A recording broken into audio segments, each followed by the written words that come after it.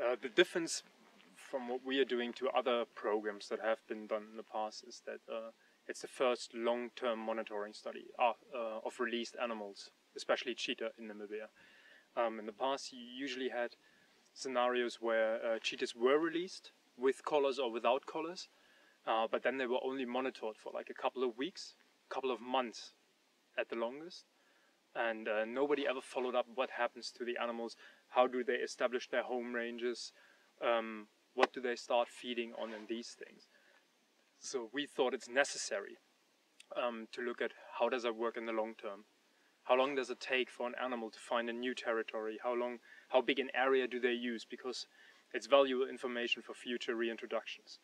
We now know that if you release a cat on a reserve, you can expect that they either stay in that place or that they move up to 160 kilometers from that point to look for a new territory. We had a single male that, from the point of release to where he's living now and has a fixed home range and a fixed territory. It's between 160 and 180 kilometers, straight as the crow flies. So for future releases, if you want to release them somewhere near farmland, you got to be aware that that cat might actually walk off into the farmland. And things like that we are looking at. How do they cope? How do they survive? How many die? How many survive? How many start breeding? What do they hunt? Because if you look at Namibian now, it's a completely different environment to where they come from. Here we have spotted hyenas, which is a natural competitor to the cheetah. But the cheetahs we reintroduced here, they have never seen a spotted hyena in their life, so they don't know what it is. But the spotted hyena makes an attempt at killing them. How many cheetahs do you lose? Things like that.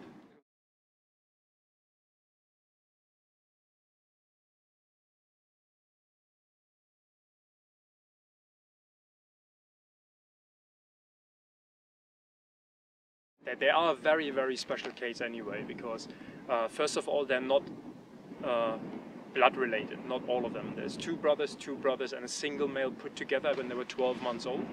So that's unnatural in a way. And it's quite a big coalition with 5 males altogether.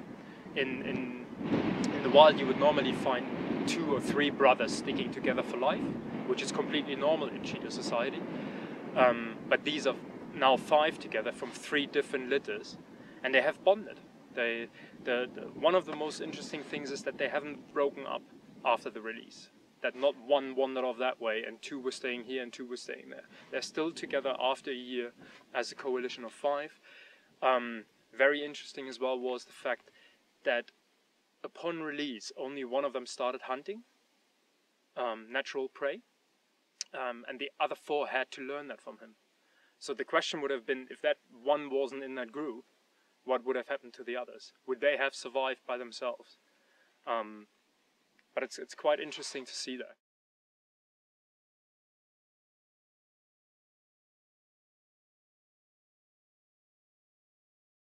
They had never learned how to hunt, not from their mothers, because they were orphaned at a very young age. They haven't learned it from humans, and they've been completely tame in the past.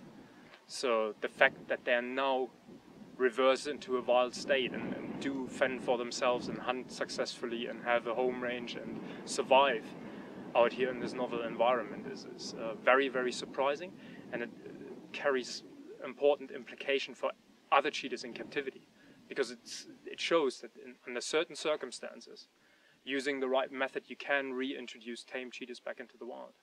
So it creates hope for many other cheetahs currently in captivity.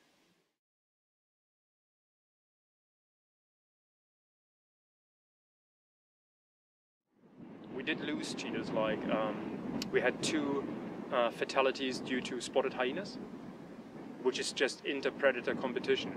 It's completely normal that a spotted hyena will try to kill a cheetah to reduce food competition in the wild. But most of the cases have adapted surprisingly well. And they're here, most of them are here for longer than 9 months now. The first cats were released 18 months ago, and they're still there. So that's absolutely brilliant for us.